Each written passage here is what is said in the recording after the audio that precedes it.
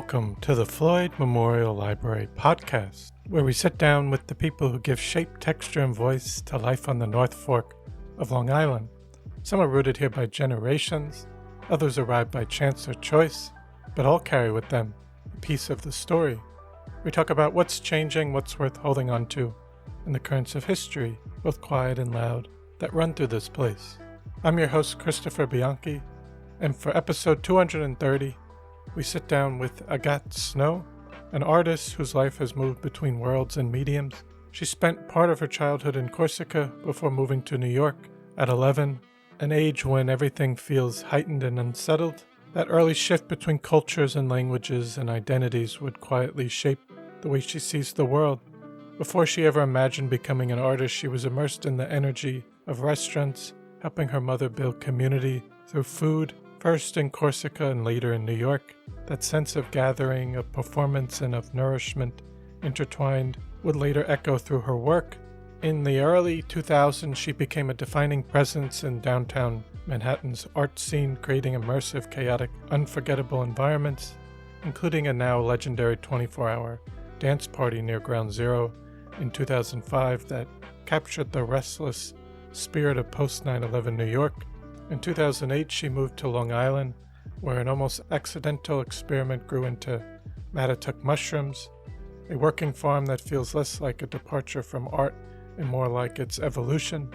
Today we talk about migration, belonging, about downtown's electric years, and about her belief that art and food are in many ways the same. So I hope you enjoy episode 230 with Agathe Snow. This episode was recorded June 9th, 2025. Thank you so much for coming on the Floyd Memorial Library podcast today. I'm really happy to have you on today. Thank you so much for having me. Definitely. This is fun. I like it. Thank you. I'm scared too. But maybe just in the beginning, if you could give us a little introduction about yourself, where you were born and raised. So, first of all, my name is Agathe Snow. Now it used to be Agathe apparu, which means appeared. And I was born in like outside Paris just because my grandparent had a friend who was a doctor there. Mm-hmm. But I flew right away to Corsica, where my parents had a little, like, it wasn't a restaurant then, but like they had just bought a place in the countryside, mm-hmm. which was like an hour from like the closest city and an hour from the mountaintops. Mm-hmm. So, and the closest thing was the airport. So a lot of people could come in and have a day there, mm-hmm. kind of thing. And so they had pigs and they grew their own food, and it was like a real farm to table. Yeah. My father was a trained chef. My mom had never cooked in her life, and she wasn't really allowed in the kitchen. But so she did a lot of the farming and took care of the animals, took care of us. And then they were a bit nuts, and, there was no one else around. So we basically moved away from my dad. I was 4 years old, I moved downtown to the closest city, mm-hmm. which was along the water, and it's called Calvi.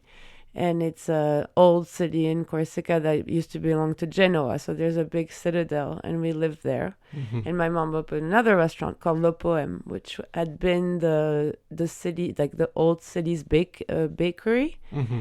And the whole place was like a cave, basically. And you'd enter in, and the oven itself had been gutted out. And so it was a window into the sea, as far mm-hmm. as you can see.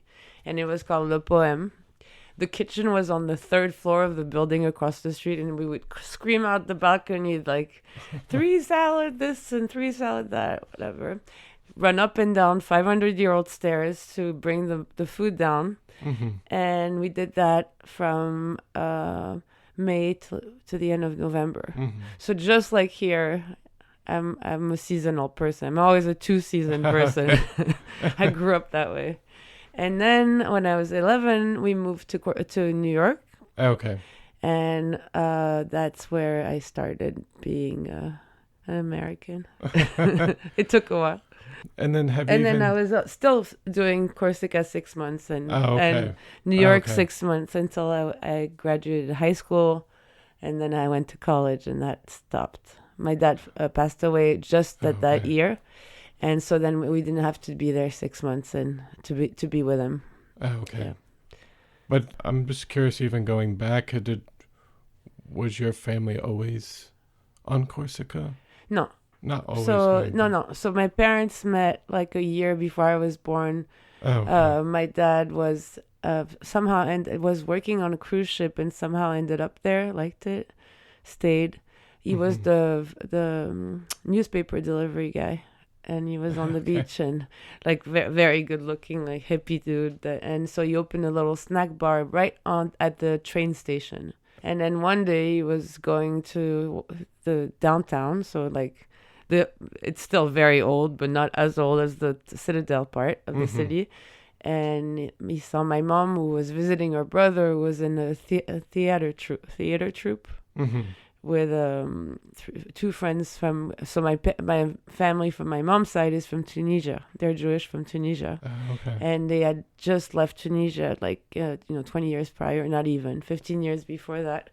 When the colonies were basically ended, the Jewish folk had a choice. They could stay, but they would lose their French citizenship, which was given to them in the 1800s. All the Jews in North Africa were given French citizenship.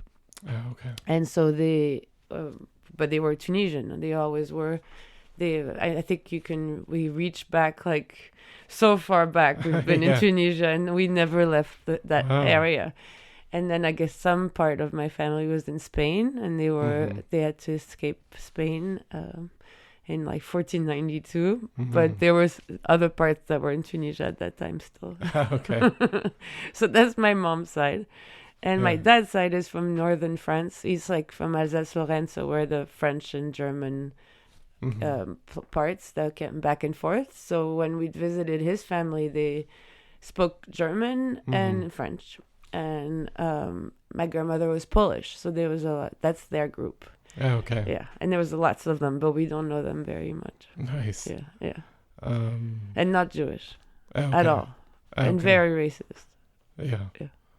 But no, and then just because you said you made that move from Corsica to New York when you were 11.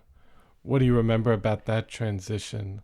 I think it was like I had this idea of New York, like we didn't have TV unless we were at my grandparents' house in Paris, and so at that time they were showing a lot. There was like one new channel, like that came. There was 3 channels in France on the TV, and they added this 5th channel that was all American, like fast action, like Jamie the Bionic Woman and all these.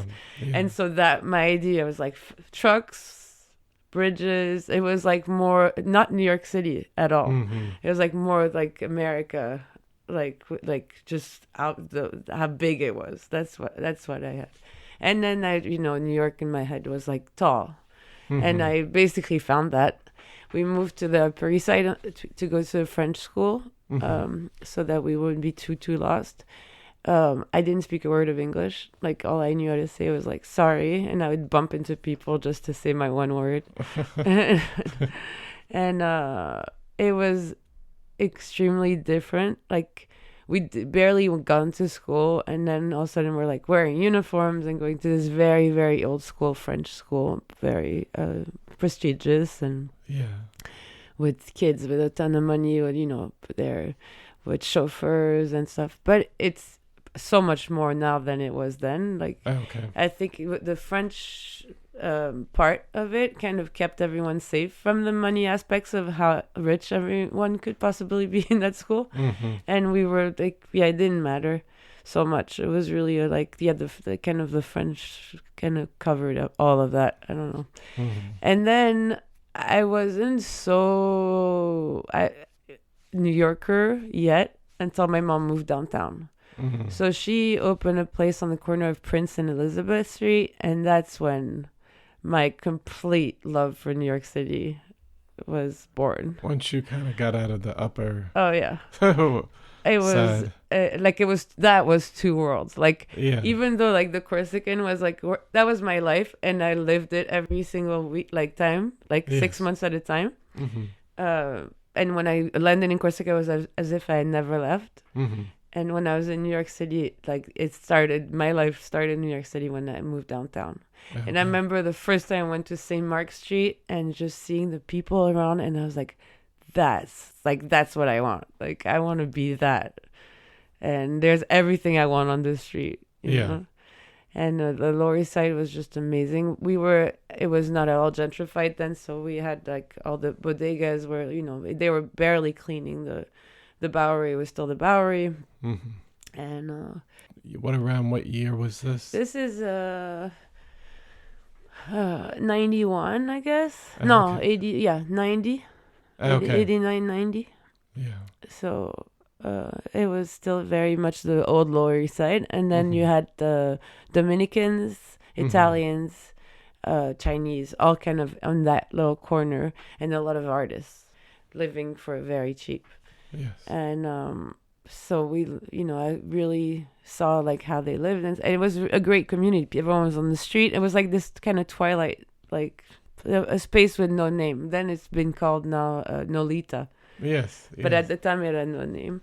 And everyone knew each other, and it was like really safe. Like, you know, you'd be walking, like if you'd gone, I'd live on the street, so we'd have to go across like east, like further east, and they would walk, you know, people from the bodegas would make sure we'd get home okay. And it was like a very nice neighborhood. Yeah. Lots of families. And so that's my New York. That's when I felt like I found my home. That was there. And then your mom had the restaurant. So she had a place in the city on that corner, and that became kind of our hangout. Like there was a basement, so I got to hang out down there. And all the people that I met, and like, you know, all the artists I know, and I met there. Like, you know, the ones that were a little older would come and just sit in the cafe upstairs, and the ones that were younger would come and just like build bicycles and do graffiti or whatever in the basement. And my mom was very welcoming, so that was helpful. Nice. She needed to know where we were, so that was nice. And no, it was like an amazing place, like a really good place. Yeah. Yeah. I was curious, even coming out of high school, did you know what you wanted to do? I didn't know the name for it. Like, I knew I had a performer in me. Yes. That I knew I had a maker in me. Whether there was a thing that those two things could do, I don't think I knew that. But I was, you know, exposed to art a lot in France, and never thought in a million years that it was something I could do. Yeah. Just not so much that I could do, because I could do whatever it was I could see. Yeah. But it was more like, how'd you get there? Like, there was no sense of like, there's a way to get to put my art somewhere, or making things that people see. And then I was thinking, my father took me to Pompidou, and then to see the fountains, Niki de Saint-Phal, the moving fountains. Yes. I was like, how did that happen? You know, like I want to do that. Like that's what. So there was no name for it. Like I didn't know what an artist was. I was never. And then, but my grandfather was like, no art. You cannot be an artist. You have to be. He paid for my school. And so you wanted to go to art school? I did not know there was such a thing as art school. But my grandfather, like, funny enough, I didn't know what it was. He was always like, you cannot be an artist. You will not be an artist. So he kind of like defined it for me. Yeah. It was the one thing that you just couldn't do, you know? And wouldn't, like, it was just wrong. Like, you don't do that because you obviously won't make a living for yourself. And he was very practical. He was a doctor. He had worked really hard to make two lives, you know, once in Tunisia and once in Paris, and you just wanted us safe. And so artist was like the worst you could possibly do. Of course, that's what I wanted to do. That's all I went for after. But I think, you know, ultimately he loved art. He took us to see so much, like he respected art. There was art all over his house. Like he loved art, but he thought the life of an artist would not be a practical one. Oh, okay. So no idea there was art school, but I went to McGill and I studied history and political science. and was in Montreal so for 3 years, and I learned how to be Jewish, which was amazing because all these years of being in Corsica, I had never been, with my grandparents would do maybe the high holidays or something, but no one's ever taught us like the prayers or anything. But I ended up in Montreal, and somehow everyone around me, English speakers are all Jewish, so I kind of delved into that for a bit. Yeah. And that was cool. I like that. Well, you were there for 3 years. That was in the 90s? Mm-hmm. Wow, that's... Yeah. Because that's it. Actually, I did my undergrad in Montreal at Concordia. Oh, that's my sister too. Yeah. But I did mine in studio arts. Nice. At Concordia. I had lots of friends that did it at the studio arts at Concordia. Yeah. Yeah, that was the first friends I knew that did art school, went to art school. Yeah, I did not. So I didn't know. Before that, I didn't know there was such a thing until I moved to Montreal. Yeah. And there was no art scene or anything, but there was great music scene, like dancing. Mm-hmm. The like nightlife music scene was very good for me. Like the dancing all night long type of music. Yeah. So that was great. I love that about Montreal. I love all the different people. I really enjoy Montreal. And then I moved back to New York and didn't have any idea what I was going to do, but met Dash and didn't have any paper. Oh, yeah. Then I don't have any papers. I was a student all these years. I had a student visa. So I come back, so I kept coming in and out and just being a kid and thinking, oh, I can just keep doing this until the American customs are like, we're letting you in this time because you're telling us you're seeing your family for Passover or whatever it was. Mm-hmm. But you're not doing this anymore. You need to go back to France. I hadn't been in France. I didn't know what France was. Like, I didn't know what to do. And I'm getting ready to leave, so I'm finally packing. And then Dash is like, let's go and let's get married.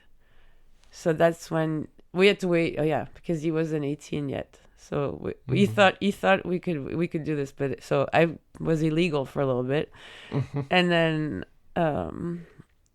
we got married, and then I got to stay. I couldn't leave after that. I was just kind of there, and then I started meeting the New York City art people. So that's like 1999, something like that. And then 9/11 comes around. By then, we were a group of kind of multi-age group. Some are like, the 90s artists, like Rita Ackerman.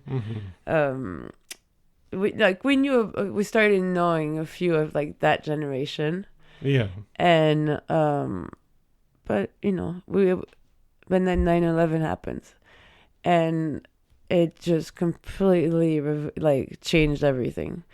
And all of a sudden we're in New York, we're downtown, and everyone wanted to know what was going on downtown, and what is there, like, how are people living down there? The world, all of a sudden we have like the world's eye on us, and it was like, oh, you have a voice, like, use it. And that's basically that's where it all starts. And at least for me, it was like, okay, I was never ever, and I had that feeling being in France that you don't have a voice, like as a young person, and especially a woman, there's no such thing as you have your group of friends, whatever, but you don't have a voice that goes beyond, and that's before the internet, obviously. Beyond your neighborhood and your friends.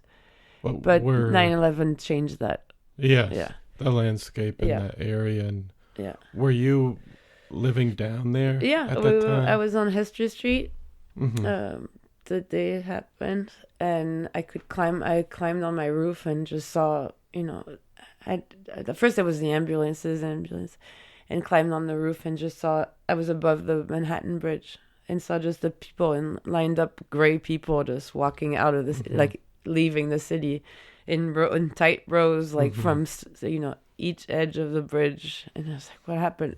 And then my mom, who had been uptown to drop off my little brother, came in. I was like, everything, you're okay? You're like, she had no idea where I was or if I was okay, because there was no phone. And I had to see, like, all the TVs on the street were on in the neighborhood, and we were all watching it on the TV, like just not understanding except the big smoke, you know. So we took our bikes and went down there and like the next night and to see, and it was just like, yeah, I'll never forget, you know, just being on the right, like passing through, and like the army was already there, and so tired, and just like sleeping on the street in those big buildings, like off along the river on the east side, the beginning of the financial district. And we just kept going past like all the police barricades and stuff, and just and finally arriving on the platform that was the Twin Tower Plaza, basically. And seeing just this like I don't know what it was, like just these I know it looked like lace, I don't know, lace and paper everywhere, like sheets of paper everywhere, just flying about, and nothing, just like no sound, and just the paper had survived and nothing else had, like the building was nothing, there was nothing left. And realizing when I got back, like on my wheels, like I was like, what's, like the people around, like everything, like it was so vivid, like that everything had just evaporated.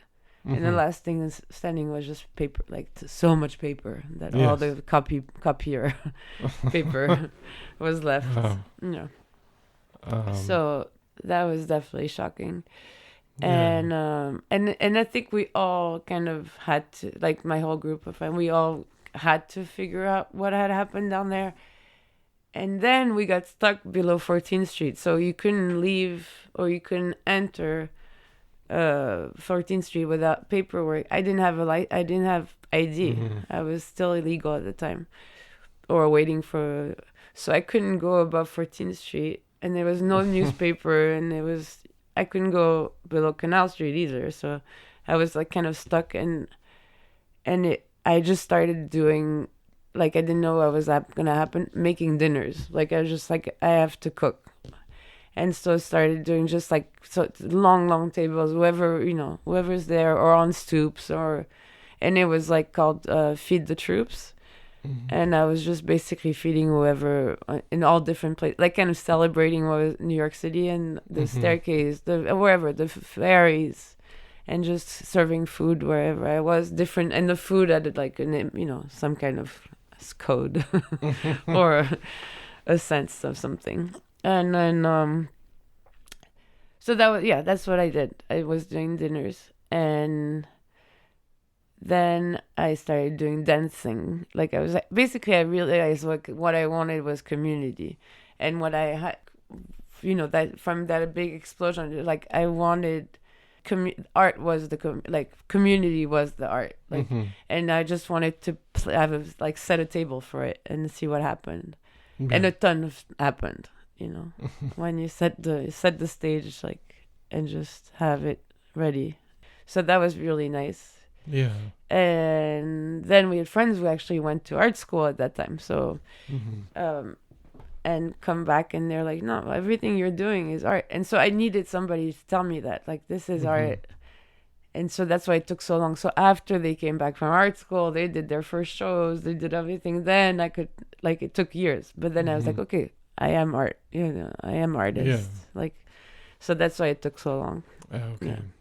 But I needed to be defined by somebody that knew, basically. And I had this kind of, uncomfortable, like, and then I got a lot of attention. So I had this, I was not imposter syndrome, because I always felt like I worked really hard for what I got, but more like I didn't study enough, or I didn't know the ins and out.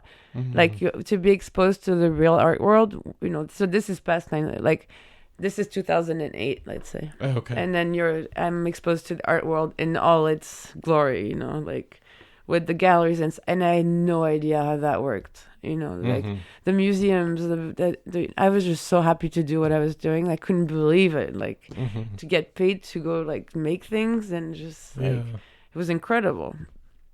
And I had endless energy for that. And then what happens? Yeah, so then I moved here. I forget what year I moved here. Yeah, around that time. I needed, around 2008. Yeah. So I'm starting to get tired by then. Like, I'm like doing a show every 3 weeks, basically, like for 4 years or 5 years. Yeah. Did the dance marathon. It didn't, I was constantly making, doing. And then we got all hooked on drugs, so that didn't help. And things were starting to look a little bit stressed. And my brother, who was very smart, was like, I had a big show coming up, and I needed 40-foot ceiling. He was like, I found this place here, like in Kutchog. They have like, it was a catering company. There's like 40-foot ceiling. Like, how about you come and make your art here for a while? Which I did. And then I came back it was on Depot Lane in Kutchog, or just off of it, like the industrial or whatever, where people are making all the food there now. Yeah. The North Fork Chips Company and all that. Yes.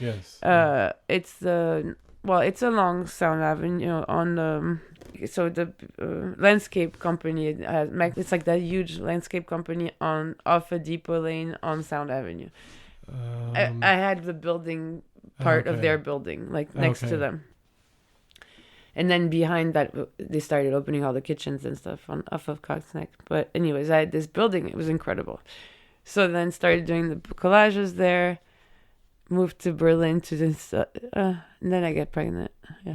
So I had like a lineup of shows for about 4 years. I had shows for 4 years. But then after I got pregnant, nobody offered me anything else.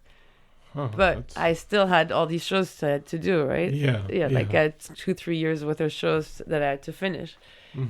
And I do them from here. And you kind of like stay here more and more and more and more. And for once, I'm like shipping things, which I had never done before. I was always kind of shipping myself and making everything in space with the people, and kind of inviting whatever may happens in the space. I was making everything from here and started shipping it, and I didn't like it either. Like it, and so I just had to stop. I just felt like I was doing things I didn't like what I was doing. So this is like now 2012, let's say, by then. Yeah. And then we've moved to Matatuck. Okay. There. But there's my life in art, in a bit of work. Could I go back like a little bit? Yeah. Just because you mentioned, well, I guess just if you could describe a little bit more about the downtown's New York art scene in the early 2000s and what the energy was like at that time, because I guess I don't know what people would think of was like Chelsea. That was like a different type of style. It was the different style. Yeah. But at some point, it all came colliding. Yes. Like the downtown and the Chelsea and the uptown. Like there was a moment. It was an actual moment in time where, people had felt it in the 80s, let's say, a little bit in the 90s, but the 2000s, early 2000s is a moment where somehow the downtown, uptown just kind of collides, and the like low art, from small galleries is actually, it's like flips it around, and that's what gets the most attention in art fairs. And Gavin Brown with his dancing, with his bar, somehow like little smaller, less investment, like start changing the scene. And then again, it went back to very serious. Yes. But for a moment there, for like good 6-7 years, there was a moment where all ages were colliding. The party scene was really back. There was like music, art, and somehow it was like an opening where all groups kind of met together. And I think that's what I wanted to celebrate with the dance marathon. When I did the first one, it was really kind of wrong. Like the Lower East Side that we had after 9/11 was dirty. It was, it was like amazing. Like we were on the street, like we lived on the street. We loved it. It was like, skating and stuff. It was more a kid kind of thing. And then we started getting introduced to like adults. Okay. The adults in the art world and their fancy parties, and then they, I don't know, it was very different. I just like, and I think that's the parallel. So like they, like they shoot horses, don't they? Where you basically dance for your dinner. It's not that kind of celebration of life. It was like a celebration of life, but I knew it was getting to an end. Like whatever I wanted to remember with this event was a moment in time that was already ending. Does that make sense? Yes. So it was that moment where we were young, completely innocent. I had no idea what we were really doing, but had this voice and had each other. Like I find like this group of friends, I was just like feel like we could do anything together. That kind of moment. Yeah. And I wanted that to be like to somehow find a way, like a scene, like a stage for it to be remembered. It's like a very particular group of people and a very particular time, and I wanted it to be remembered. But it was already over by the time I do the dance marathon.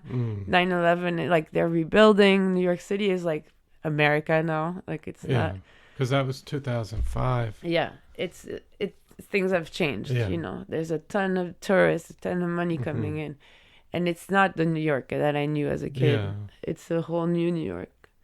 And I think that's what I wanted to go back. And I was thinking the closer I would get to Ground Zero, the more there was still working. They were still building. And it was like I wanted that moment, like to remember that moment somehow. And get as many people as possible in this room. And it was a 24-hour 24-hour dance party. Exactly. Wow. And that was the idea. And after that, and then we all, the boys got really famous, and there was a lot of, we'd go to art fairs, and then it was more about learning about how the art world works. When did you feel that you got more, like, recognition? My own recognition? Yeah. A little later. So, the boys all got kind of their voice pretty early. Like you felt like it was bias. Yeah, not so much bias as like just didn't have my space. Oh, okay. Like they didn't. I was part of the group, but nobody was really like, and I didn't define myself either. It was like, and I was there. Yeah. But then by the time I do the dance marathon, I feel like I'm not at the service of everybody. I'm taking the reins of my own creation, kind of thing. Yeah. And everyone backed me up. So that was really nice. And then people offer me shows, and I'm kind of ready. But I didn't have, I think it was more, I needed to learn more. I needed to figure out what I wanted to say. And I thought I was like, the dance marathon was like, I put it there, and I had no idea what was going to happen, and that was fine. Yeah. It was like just inviting, but I knew that all I really wanted was to show the people that were there at that moment in my life 4 years prior. Yes. So that's what I wanted to show. But anyways, then I get to have my voice, and that's like in 2006, 2007. And I really had, like, people really invested in me into making things, and that was incredible. That was so fun. Well, and then you had a dance. Was it another? That was, I get invited to do the Winnie Biennial, and that year they decided they wanted to, which I had been doing for 10 years. So there was a whole new performance kind of. They decided to make an extra building. They rented the Armory to celebrate performance art, which had been kind of something of the last. They thought that it was part of the last few years, so that's what I had been doing for the last few years, and so they give me a ton of space. I think to do a dinner party in the main room, and a week-long room to do a dance marathon, and then another 24 hours dance marathon in the main room of the Armory. Wow. So, and then they had given, and I had the Armory open to me to film and stuff every day, because there was no internet at the time. So I was doing filming the day. Each day was filmed, Each day of the dance marathon was filmed and kind of edited and put online. But, Mm-hmm. you know, there was no YouTube or anything. So we had to have a website. And it was very complicated. But I had like a whole team of kids that were like starting to understand the internet and like the potential of it. Mm-hmm. And that was really cool for me because all of a sudden like, I'm like, oh my God, you can get in touch with so many people. Yeah. And that idea of like, you know, like photos of like yourself everywhere in the world and stuff, I thought it was so funny to me. Mm-hmm. But it's real now. And Yeah. it was a big joke. Like I wanted seeing like monuments with people taking photos of themselves in front of the monument. Basically changes the whole monument every time there's a person. Like it loses its shape, and it's like eating spaghetti and like in front of the Colosseum. I know, just New York City for me had become like that, a tourist trap, you know. Yeah. And there's no more there was no more Twin Towers, and they're all rushing down to the memorial. And so I decided I needed to study art, you know, like where do we all fit in, like as people? What is this thing that we're doing that, you know, that we all on top of each other, like creation but celebration and without even thinking, like when you go to monuments, when you go to the town, when you go to just you take over each time. And I thought that was really something I wanted to explore, and kind of this idea of rebirth, like this constant rebirth. And when the internet came out, it was like, oh wow, you can like every day you can just like have a new story, you know. But it was so little, like at the time I didn't know how to go about it. So yeah, I took lots of photos and lots of places and to film lots of people in different places. But I didn't have a sense really of like I was Instagram before, like that's what I was looking for, like Instagram before Instagram kind of thing. But you still have all that stuff documented. Of course. Now, I have tons and tons and tons and tons of that. And then didn't you also had a installation performance at the Guggenheim? Yeah. As well.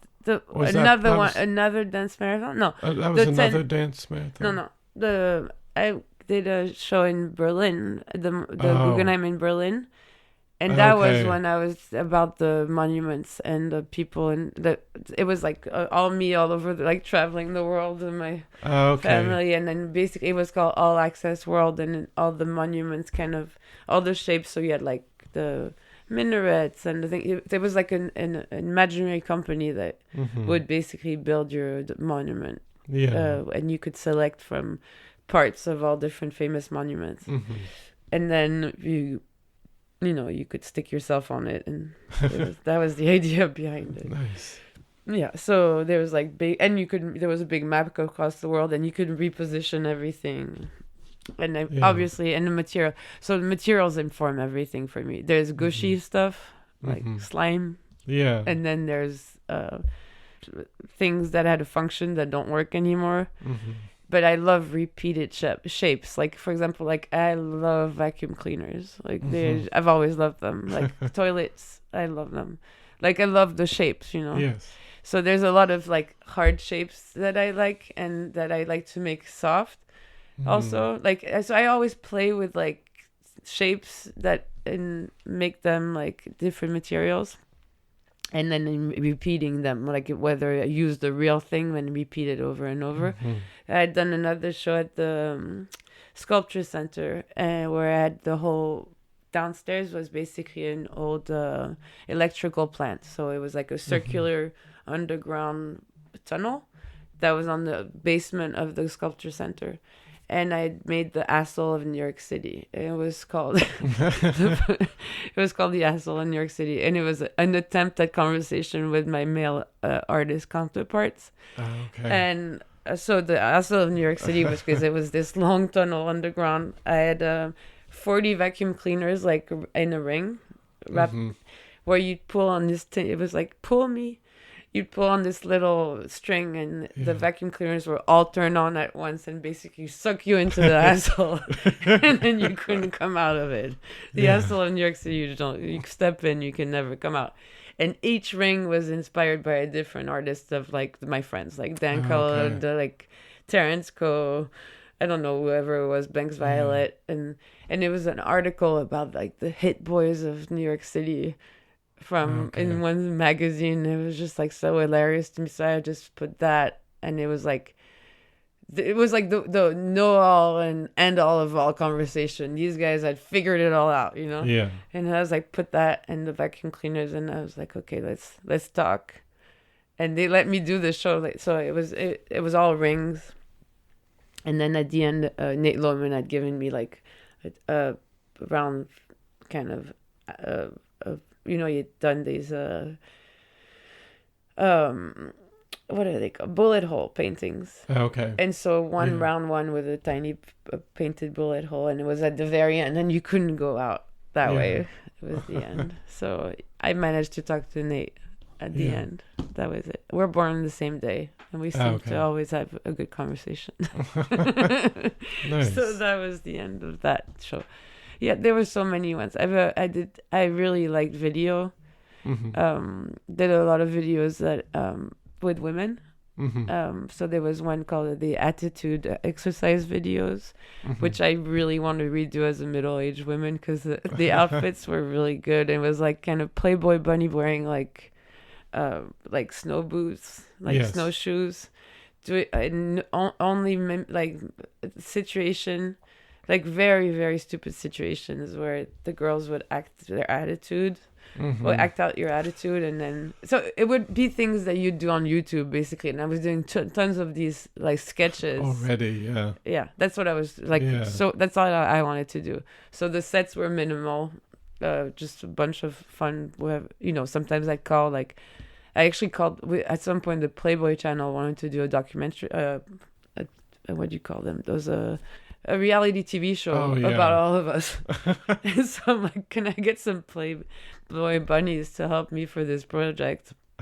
They sent me these two girls that were doing at the boxing alleys. They were cheerleaders or something like that. Okay. So, but then I had to add more of my friends in there.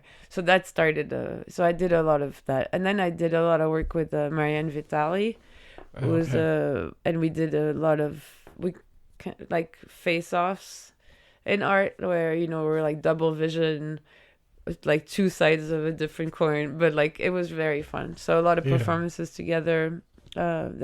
We filmed some, and then sculpture whole parts of that. So that was incredible because all the sets and stuff became sculptures. It was all around perfect for me. I could film. I could play. I could do performance, and then the leftover was sculpture. It was just like you couldn't do any better, Yeah. But then I got pregnant. Obviously, that changes you. Like, and having I never had like an actual studio space. Like I had an apartment I lived in where everything. Oh, like for example, I lived in Chinatown, New York, and my gallery at the time. So when I tell you I had a show every 3 weeks, I'm not kidding. Like an actual proper show. Wow. For like 4 years. And then, so I took my lease on my apartment. So everything was changing, of course. All of a sudden, down, the rents are going nuts, like doubling. And I lose my lease on, I was living on Forsyth Street over the park. And so middle of Chinatown and in New York City. And my gallery was in Chinatown, LA. So I decided to go take everything in the apartment and the U-Haul. I mean, everything. And make sculptures with everything I had and make it the moving show. And I would go from Chinatown to Chinatown and film a movie eating only Chinese food and every single 3 times a day. And whatever happened in the U-Haul. And working in the back of the U-Haul, I mean, it was just a joke. I was joking, but whatever. And we'd stop along the way. So I had that's an amazing trip that I barely have done anything with. Like, that's called Chinatown, and that's so good. That needs to be edited at some point. But that's with Marianne too. Okay. And then the artwork. But then what happened is that Javier Perez was our gallerist to all of us. And something happened. I still to this day don't know what happened to him. Somehow he just falls off the planet. And somebody saved all my all the tapes, so everything all my movies and stuff were in LA. And somebody, a nice person that worked at the gallery, managed to save all my things, but he just basically never stopped paying rent, stopped paying everybody, disappeared in Berlin too, and we were all on a stipend. So, and then I mean, it's incredible. Like what do you need? $100,000? Here you go, do what you want. But of course, like what I didn't understand is like, yeah, we weren't getting paid either. But he would put all the money forward. And then pay us like whatever the rent, or, this that, just on the keep us on the and then he disappears. Oh, yeah, just after Wow. Dash dies, like maybe 2 weeks after that, everyone starts calling like, has your rent been paid? Mine hasn't been paid in 7 months, and this and that. So like we all find ourselves in this really precarious situation. Yeah. That's when I decided to move here. That's it. To fight. I get my brother tells me like there's a $1,000 a month place here in Orient, like just spend the winter here. Like that, you kind of knew that you wanted to Get out of New York at that before it time. would get really, really bad. Yeah. Yeah. What did you?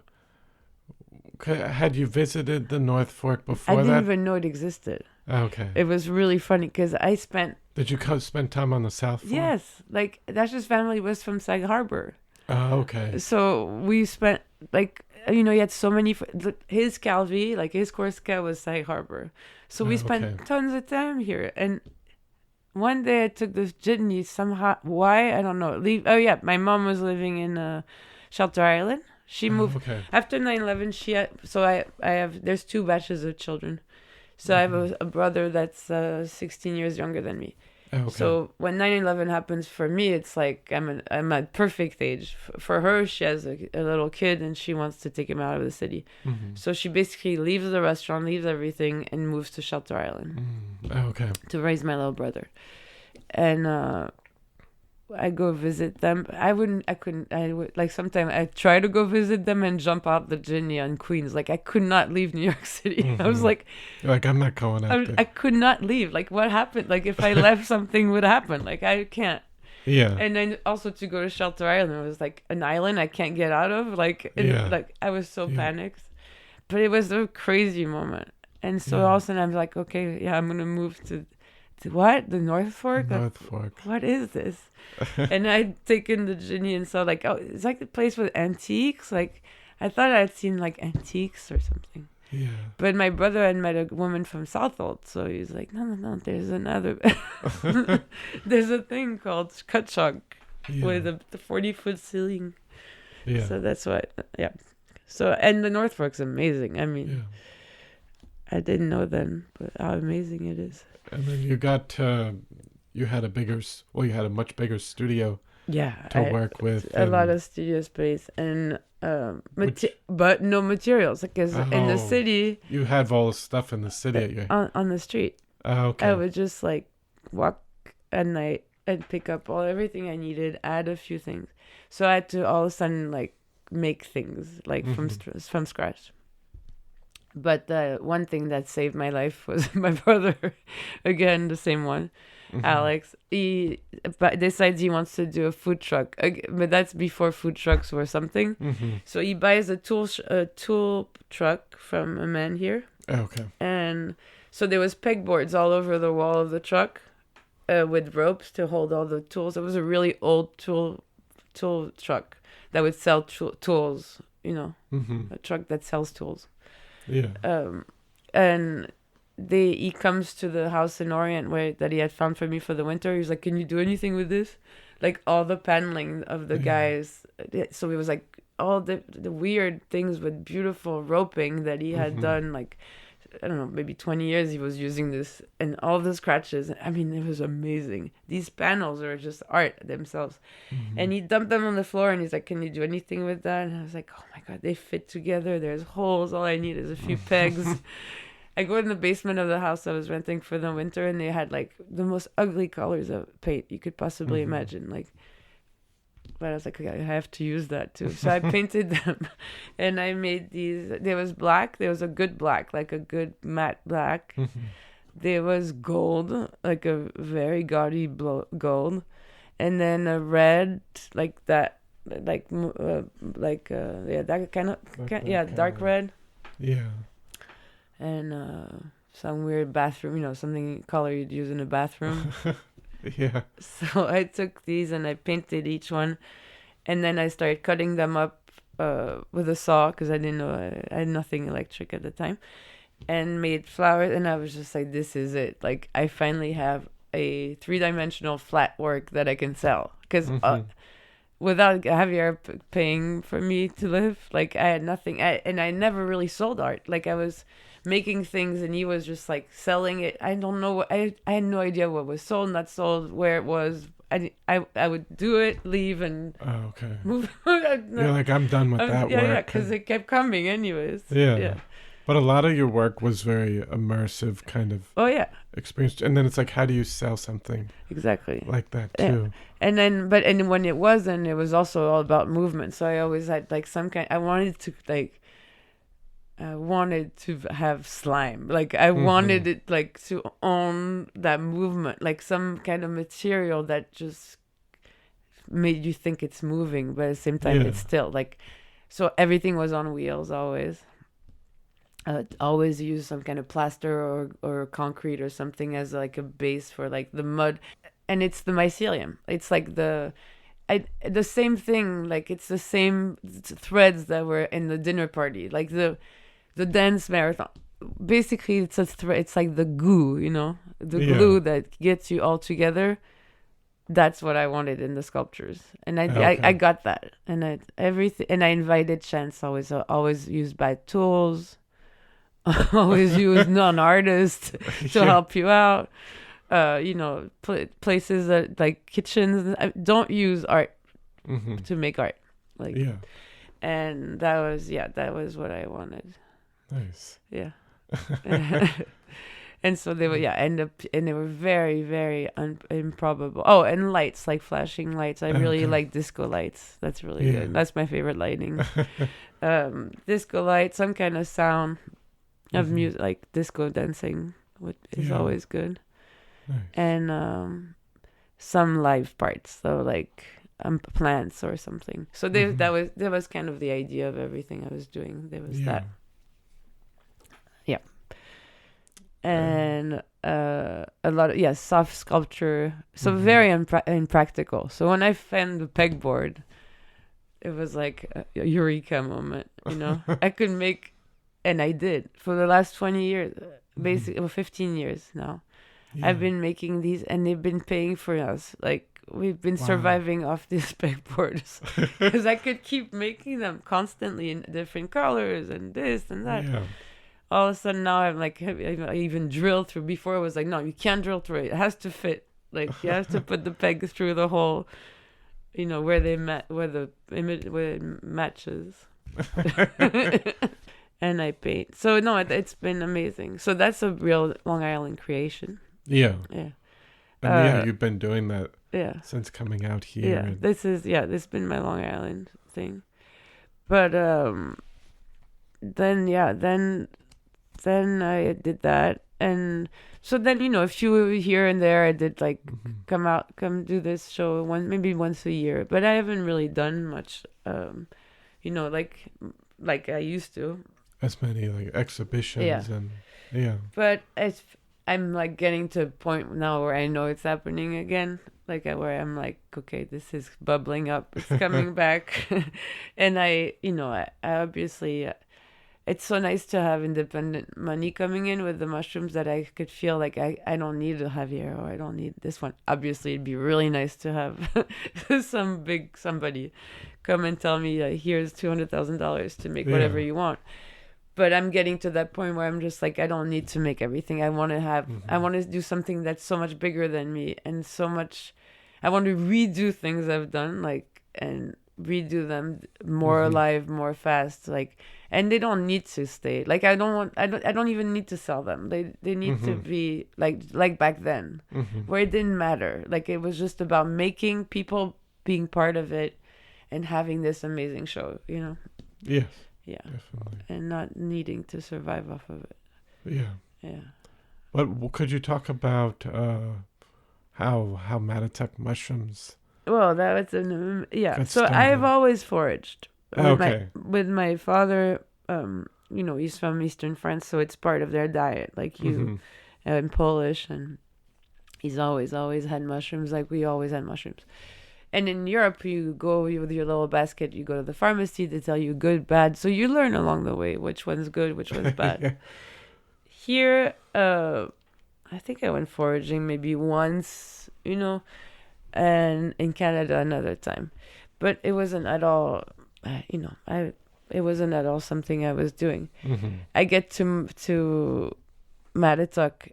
For 2 years, I don't even know I'm next to Laura. Like, the guy that sold us the place didn't tell us. And my Anthony told me, no, you can ride motorcycles back there. So the whole time I'm thinking there's a motorcycle track.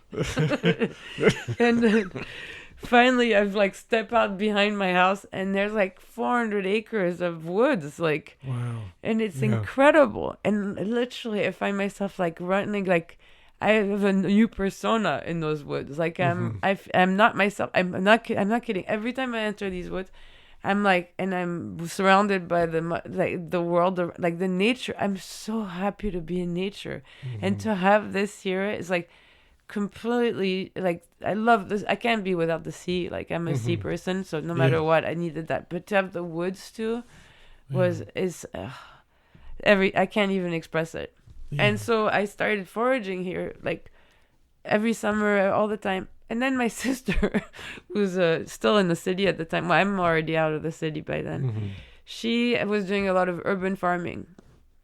And I was doing things with her, but, like, I always felt like a god complex when I was growing things in the city, like, I was doing gardens in the city, but like weeding and stuff, I don't know, it's not for me, like that type of growing. That kind of urban farming. Yeah, and forget urban or even here, like I'm not made for like weeding and the garden and the thing. I just feel like I would get to my head. I'm not kidding. Like I would just like spend hours like, oh, you're no good and do this. I don't know, like. Yeah. But the mushrooms, it's just like they're never the same, and I don't know. It's like so when I go foraging, I'm just like I'm in same mode that when I'm in the streets of New York City looking for discarded things. It's like it's another mode of my personality where I just like I slow down and everything as a function and a shape, and it's like it becomes like this other world. And the mushrooms like just come out, and I start learning about all these new things that grow here. Like so the completely different mushrooms than the one we grow in Europe. So my sister looks at this ad in urban farming things, mushroom farm and Prius for sale, lease, mushroom lease, and with a microgreens license in Park Slope. She asks everybody for a bit of money. She does it. She gets in there, and basically it's like a room like this, and with bars, and that's it. That's the mushroom farm, and a fridge, and they give her an address to buy blocks, grow blocks. So, and the people that were working there. So the whole thing works, but then she doesn't know. You're in the city and you have such small space, and the grow blocks are 10 pounds a piece, and they grow once 3 pounds. If you give them 2 weeks, they'll grow a second time 1 pound or 2. So you need space. So they start bringing over to my house here in Matituck, like next to Laurel Lake, like pounds and pounds and pounds of like used mushroom grow blocks, and they just dump them on the front field and walk away. That people from the farm. All of a sudden, I'm like, what are these things? Like, there's mushrooms growing everywhere, but I mean, and all different colors, all different times of the year. I have a whole year to study this stuff and realize, like, if I move them here and this and that. Pandemic comes around, and my sister's in New Mexico. And Anthony was doing the markets in Riverhead for her, and she's like, well, the man in Park Slope doesn't want us there anymore because he doesn't want people coming in and out. He's an old man, and it was a residential building. And so like, well, we've been growing mushrooms here like for the last 2 years, They're growing very well. We'll take care of it while you're away. Yeah. We thought she'd come back next week because she had rented a house here. Of course, the half the city moves here. The guy who had rented them the house, so it was like, sells the house. They get stuck in New Mexico. By then it's August, and we started a business basically for them. So we started selling to, because everyone wanted food. It was such a weird time, that the whole first March. So we meet Ira from KK's through the CSA.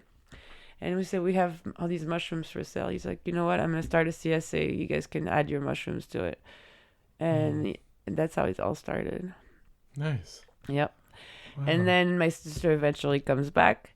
So, but not here. They can't find a house here because everyone's moved here. So they took them a while to find a place. They moved to Ellensville, and they opened a second place. So for 2 years, we were growing mushrooms.nyc's mushrooms, and we'd ship it to them. And then they moved upstate, and we started Maritaka mushrooms. Oh, okay. Yeah. With different they work with people in Pennsylvania. We work with people in Maine to make the blocks. We learn. So every day it's something different. Yeah. But we started working together again, and in the tinctures, which is amazing. So yeah, I love working with my sister. It's the best. She's amazing.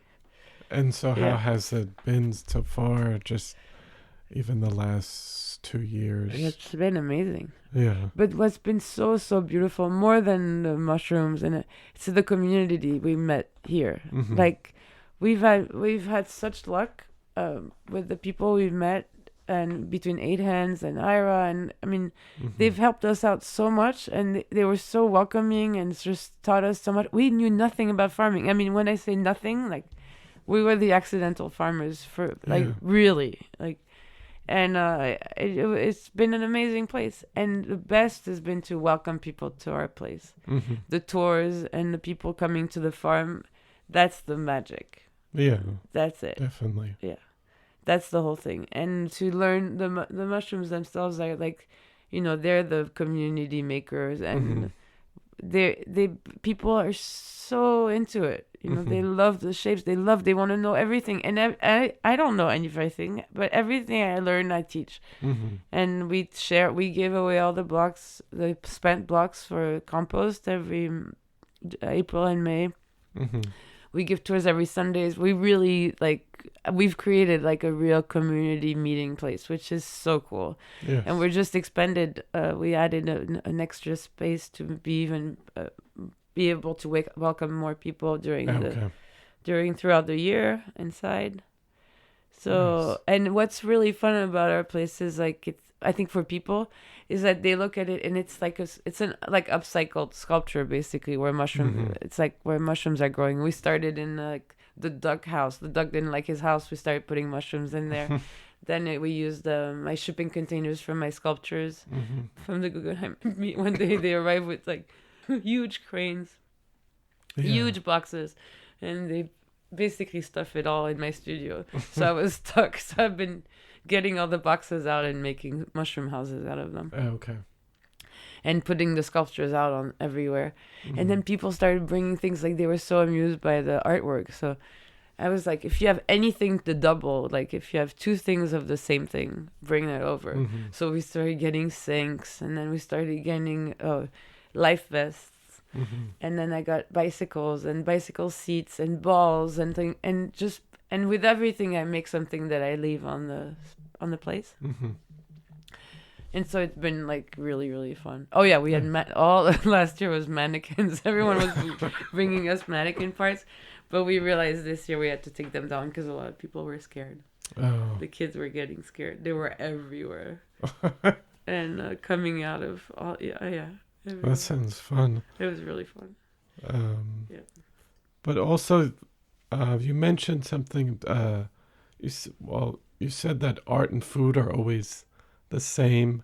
What does that mean to you now as a farmer, artist, and community member? Well, I think what I mean by that is the way I make art and the way, the reason I make art and the reason I make food is the same. Okay. It is to build community. but it's also obviously I've very high reverence to food. Like this is my life, my whole family. Everyone's into food, so it is an art form more than I've always respected that the plate as an art form, but it's no, I think I do now respect all the art, like I can say this plate of food is artwork. But I think what I've always liked is the community aspects of it.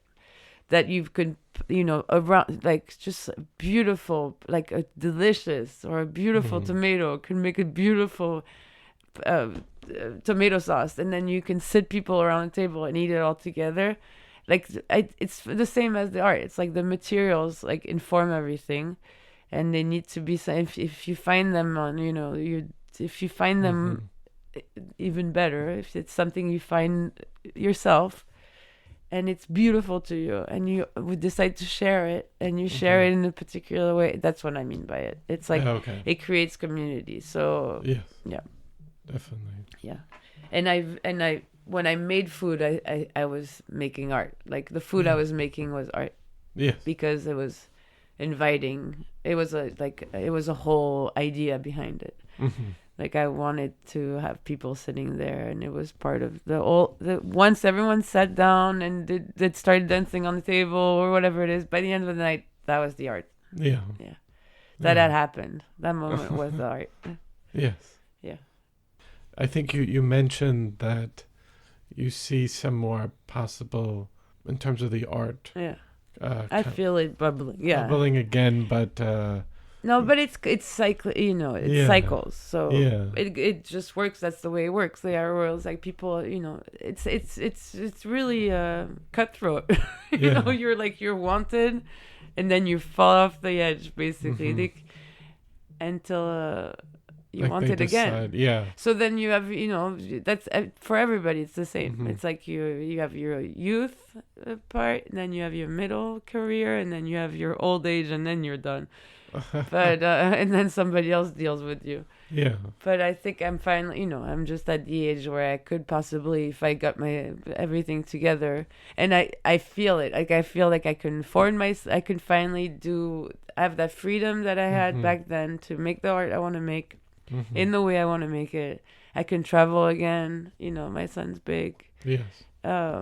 And the mushroom farm is like I'm teaching people, so I feel like I don't have to be here all the time. No. That's the first time this year that I feel like that. Up until now I was like, no, I gotta be here. Yes. I can't not be here. And so I couldn't be the artist I wanted to be. Like the making things here it's not the same. It doesn't I don't feel it's alive enough. You mean like you would want to make things I like different places. I could start things here and make the base and stuff, but I want to be I want to meet new people and be part of their community, see what they're up to and and invite them in and let them add to it.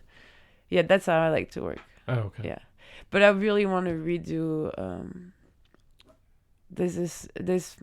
I made this whale, which is directly inspired by 9/11, but really from the shock that I told you about, the paper and stuff that day. And it was called that, and Katrina kind of woke that up. Like I was just like, oh my God, all these people dying and stuff, and we don't really take a moment. Like I needed to take a moment to remember, or like and just dig, like see how far I could go with that. So I did a show. It's called The Apocalypse is already... No need to worry. No. Was that it? I don't even know if that was it. Wait. The Apocalypse has already happened. Yeah. I think that's what it was called. No need to worry. The Apocalypse has already happened. And the idea was that the apocalypse has happened. It's New York City post-apocalypse, and this whale. So it's big wave. The apocalypse at that point would have been a big wave, and the wave had left, and what was left behind was the big belly of a whale. And I basically fly back in through an helicopter, and I was like, I'm right here. Come meet me right here. And it was like right by the Brooklyn Bridge. And I kind of saw in the bottom of Manhattan was the tail of the whale, leaving from the Twin Tower area up. And so I had people meet me right by the water, like the equivalent of Ann Street, where I did the dance marathon. And we walked through this whale and entered through the back. There was the tiny little gallery. It was James Fuentes' first gallery.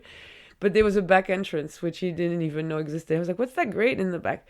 So we opened the back gate and entered this way. And then you basically were in the belly of the whale. And you walk out the front door and you kind of reborn. And you were in New York City. And all the artwork was stuff I had dug up. Imagine if the apocalypse had happened and it was like what was left over. So a lot of paper, like I told you. So it was like the toilet paper, sorts of toys from Chinatown. These little sculptures that would like kind of line the wall. And like things I dug up in the backyard of that gallery. Like really, I went digging with a spoon and whatever I found. And I put gold, a lot of gold I could find because of Wall Street. And I was like, what's downtown? Like a kind of a dig of downtown and a dig of my heart and a dig of like, this is little trays of what, like Chinatown and New York City and what it is for me.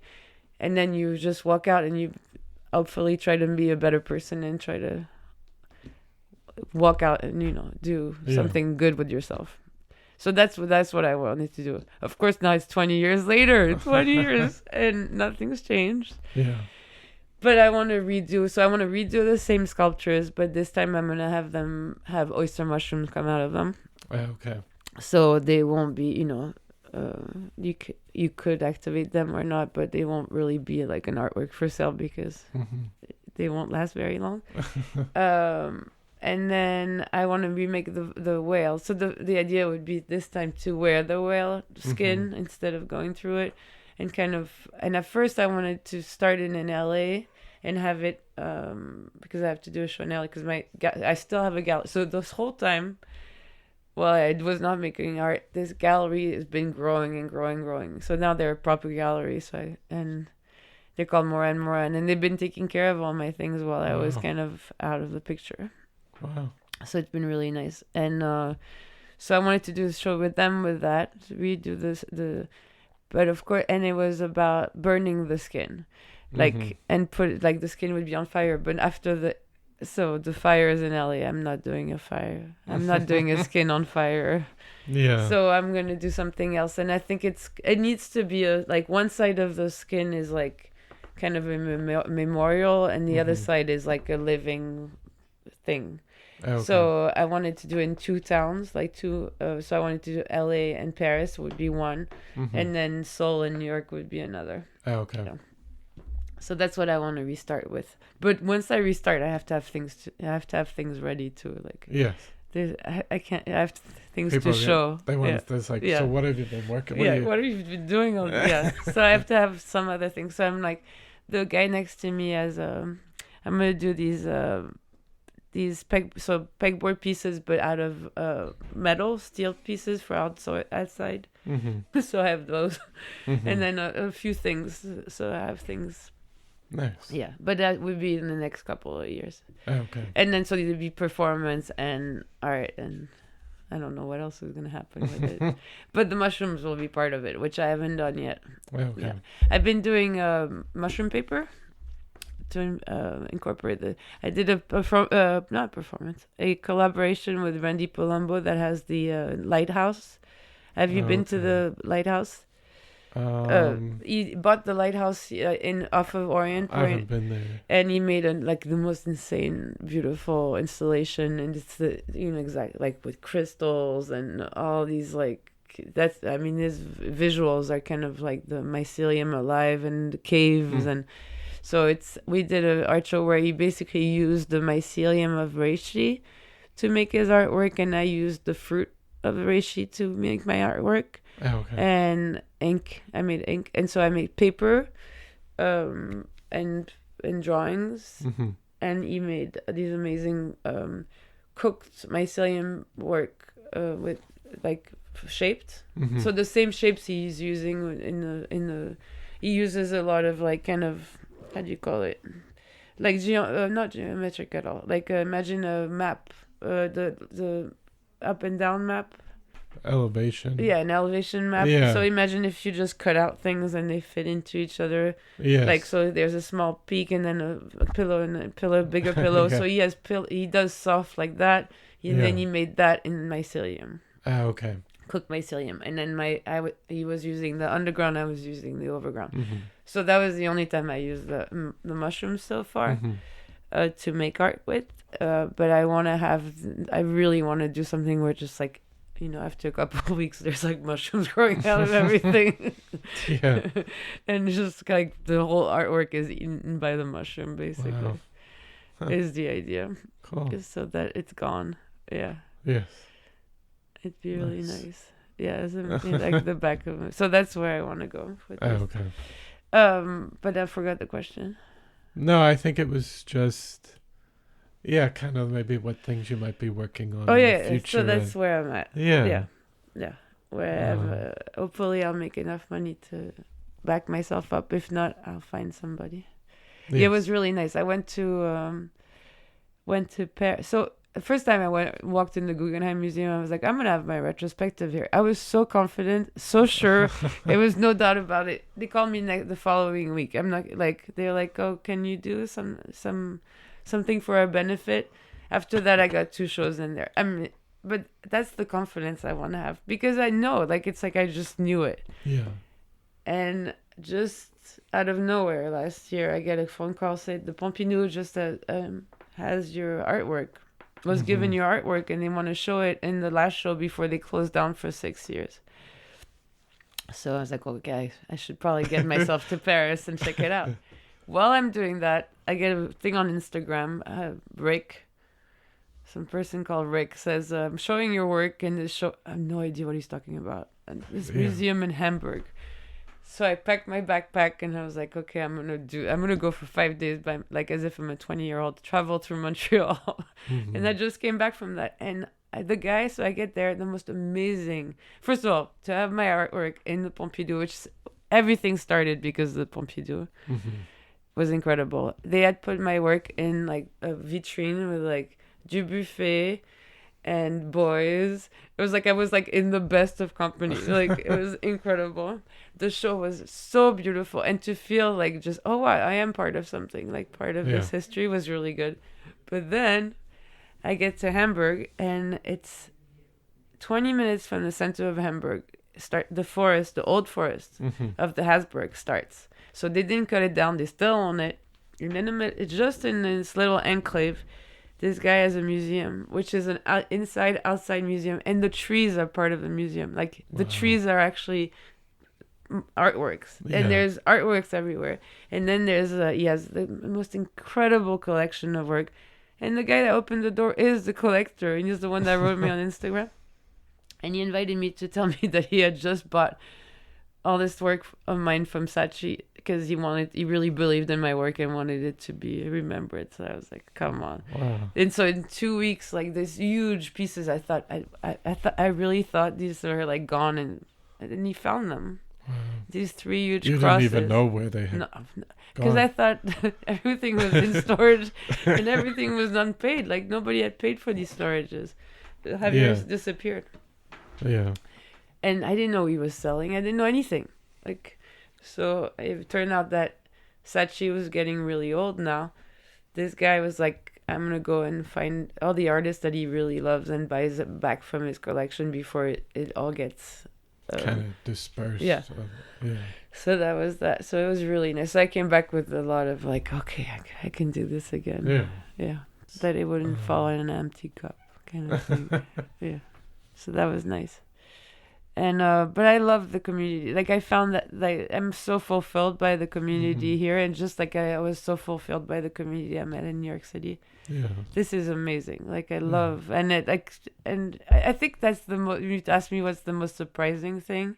Yeah. I think it's like the amount of love that you can possibly give when you set a table for it, like a stage for it. Do you get there's so much love everywhere and so much energy that's just waiting to be given and taken and like should just passed around. And I think that's what art does. It's a place where you can love, and just the same like a dinner and same like dancing. It's like, so I'm really happy that I have this amazing life Yeah. where I can endlessly love and just make, yeah. Absolutely. No, and just I usually ask people at the end, just looking ahead, what are your hopes for the future of the North Fork and its community down the line? And yeah, it's a good one.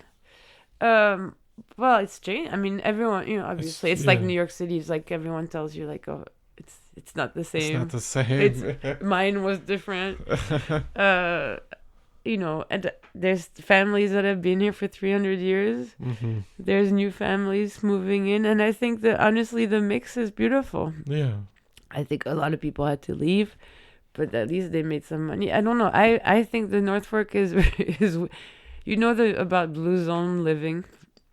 What Blue zone Oh living. yeah, Blue Zone. Yeah. I think North Fork should be a blue zone living life because we have everything for it. It should be a little enclave where people live like amazing, healthy lives for 100 years.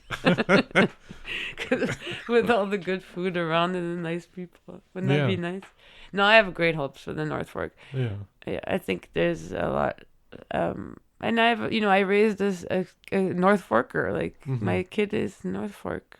Yeah. Like, he really feels that he's from here. Like, he never wants to leave. I'm like, no, that's not, you're not supposed to do that. You're supposed to go. You gotta go visit. Yeah. And when I would like take him to like soccer or lacrosse, and I was like, oh, all right, so this is Long Island. Like, now I get it. Like, why it exists, Yeah. It's amazing. Yeah. Like, it's like to be able to raise children and like this, and then the North Fork has more though. It has the nature is just beautiful. The sound just feel. Yeah, I think the nature, as long as the nature is kept, that part preserved. Yeah. Yeah. I think we should be good, but that's what I worry. My big worry is that the agricultural runoff. I feel like if we don't take care of this nature that is really special, like, I mean, to be able to have, like, really, like, oh, that's another thing I discovered. So when we first started doing the mushroom business, we were growing things that my sister had grown in the city, and like for restaurants, just things that. And the more I ran in the woods, and we're now growing only things that grow wild on Long Island and only things seasonally. So I've basically figured out what grows and when in the woods, and we're basically growing it at the same time. And that's what we're serving. So we don't use propane, we don't use electricity, or very minimal amounts of it. And it's all outdoors. And I think that's what people really enjoyed. Like, the fact that they could be part of it, see the mushrooms grow, know that it's like the same that you can find in the woods while you're walking. And that's been really a great discovery. And I care so much about this environment here. Yes. Like, I just feel like there's so much wonder and so many shapes, and the same with the amount of variety, and that's what we can't lose. Like, what's so nice is how many little farms there are that on 3 acres, 1 acre, 2 acres grow the amount of diversity. Anywhere else, there's very few places like this where you can get fresh fish, fresh meat, fresh all vegetables, all mushroom, and all in so little amount of space. And with sustainable practices, I think it's really beautiful. Yes. So that's special. It should be kept. Like, in Europe, we're losing it. Yes. They're definitely, you don't just jump off any highway and find a good meal anymore. Like, it's getting more and more the same. And so here it's very special. Yes. That you drive at the end of the highway and you find all these very special little spots. That's what like old Europe used to be, and now it's like we're deep in New York State, you know. So it's very special. Yeah. Yeah. No, and then I usually ask if there was anything else you'd like to discuss or say that we haven't talked about. We covered.